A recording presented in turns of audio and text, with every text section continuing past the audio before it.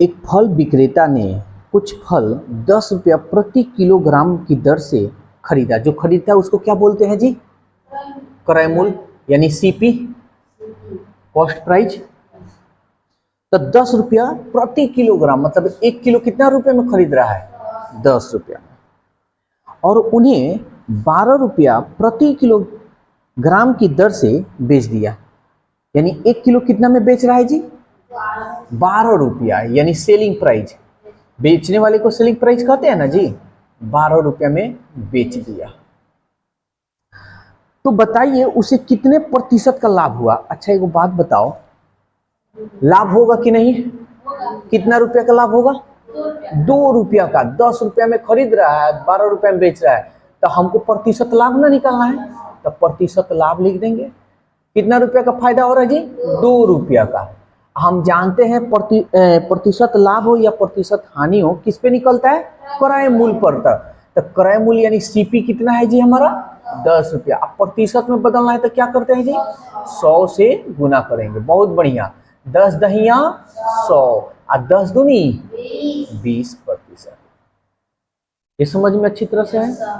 चलो question number 4 देखते आओ। कह रहा है एक आदमी 48 अंडे 9 रुपया प्रति दर्जन के हिसाब से खरीदा। प्रति दर्जन यानी एक दर्जन में कितना अंडा होता है जी? 12 गो, यानी 12 अंडे कितना रुपए में खरीद रहा है जी? 48 रुपया नहीं, 9 रुपया। 9 रुपया दर्जन यानी 9 रुपया। तो तुम ही बताओ, 12 अंडे को 9 रुपया में खरीद रहा है तो 48 अंडे को कितने रुपये में खरीदा होगा? तो 48 अंडे का मान निकाल ले हम।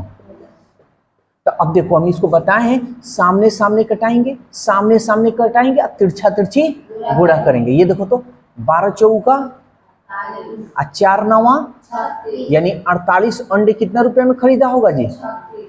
ये समझ में आया? तो खरीदा है ना जी, खरीदा है इसका मतलब ये सीपी का ना मान है।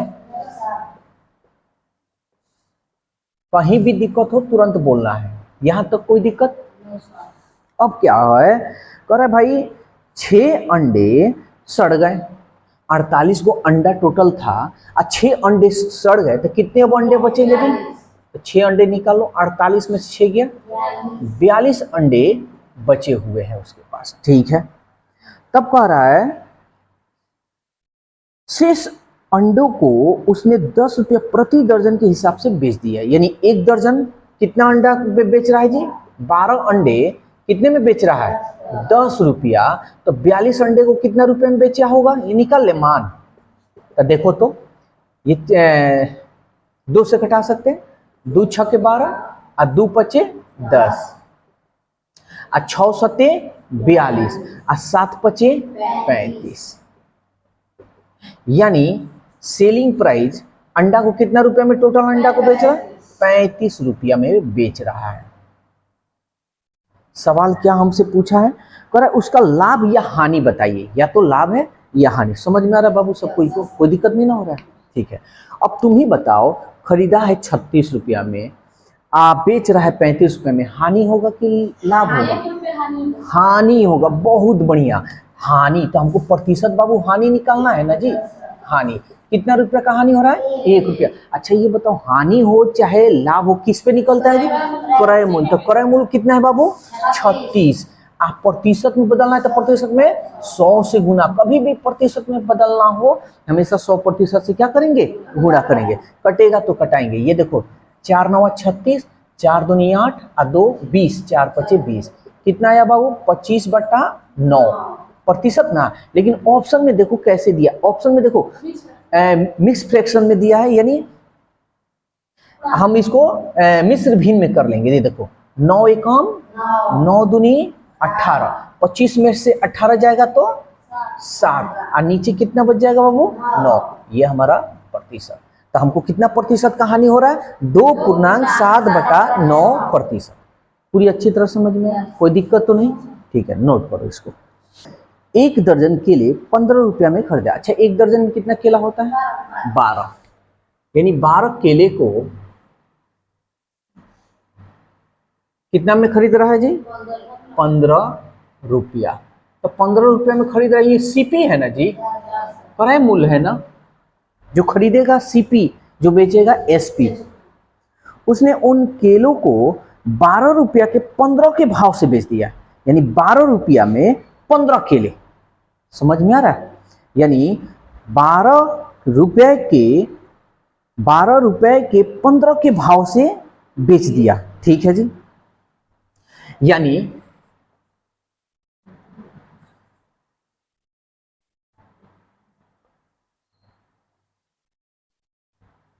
तब कह रहा है उसने उन केलों को 12 रुपया के 15 के भाव से बेच दिया, यानी 15 केले को कितना में बेच दिया जी? 12 रुपए। ये एसपी है ना जी? तो कह रहा है बताइए उसने कितने प्रतिशत की हानि हुई। हानि हमको बताना है। अब ध्यान से समझना है इस तरह का क्वेश्चन। देखो यहाँ 12 गो केला है, यहाँ 15 गो केला है। केला अलग अलग है ना, मतलब सेम केला नहीं ना है। 12 गो केला रहता है, यहाँ पे भी 12 गो केला रहता है, तो हम आसानी से बता सकते थे।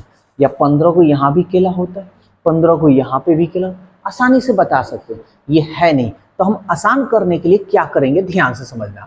सीपी निकालेंगे। 12 केले का दाम 15 रुपया, तो एक केले का दाम कितना होगा बाबू? 15। आई बट्टा में लगा देंगे, कोई दिक्कत? तब कटेगा, देखो तो 3 पचे 15 और 3 चौका 12, यानी एक केला का दाम हमारा कितना रुपया हो गया? 5/4 रुपया। ये तो समझ में आ गई। 15 केले का दाम 12 रुपया है, तो एक केले का दाम, यानी ये एसपी है, सेलिंग प्राइस है, तो बट्टा में कर देंगे जी, करेंगे ना। तो 12 बट्टा 15, अगर कटे तो कटाएंगे 3 चौका 12 और 3 पचे 15, 4/5 रुपया। यहां तक कोई दिक्कत? अब तुमको पता ये करना है, ये एसपी है ना जी, ये सीपी का मान बाबू कितना हो गया? 5/4। एसपी का मान कितना हो गया? 4/5। देखो अभी हमको समझ में नहीं आ रहा है कि कौन बड़ा है और कौन छोटा है, ये बाटा के कारण।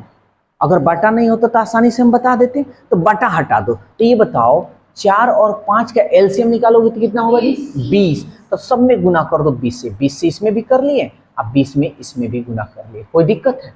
अब देखो 4 पचे 5 चौका, अब देखो 5 चाहा, और ये हमारा हो गया 4 चौका 16। कोई दिक्कत है जी?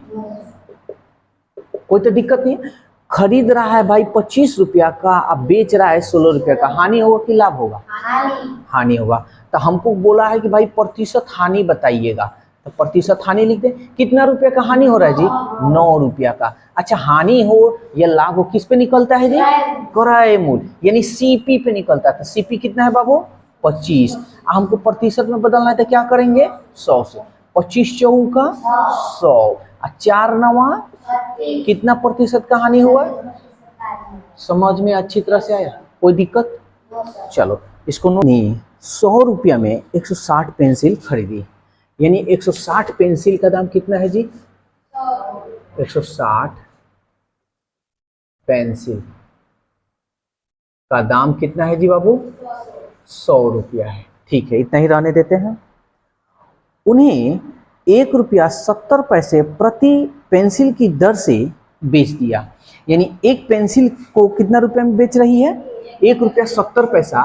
तो हमारे पास 160 ना पेंसिल है जी, तो 160 पेंसिल का दाम कितना होगा? भाई खरीद रही है तो सीपी ना हुआ, तो 160 पेंसिल, तो 160 में एक 1.70 से गुणा कर दें। तो कह रहा है कि कितना लाभ या हानि हुआ, लाभ हमको खाली बताना है। ठीक है, तो चलो कर लेते हैं। यहाँ देखो ध्यान से। तो 17 छक्के 102 हासिल 10, 17 एकम 17 और 17 में हम 10 जोड़ेंगे तो 27 होगा ना बाबू? एगो जीरो है, एगो जीरो, एगो यहाँ जीरो है, एगो यहाँ जीरो, 0.12 12 दशमलव। दशमलव बाद जीरो का वैल्यू होता है जी? नहीं होता। तो ये बेच रहा है ना, तो बेच रहा है मतलब एसपी, सेलिंग प्राइस। ठीक है, अब हमको एक बात बताओ, यहाँ देखो दोनों का संख्या सेम है ना, 160 160। तो बस हमको इधर देखना है। खरीदा है 100 रुपया में, आप बेच रहा है 272 रुपये में, लाभ हो रहा है कि हानि हो रहा है?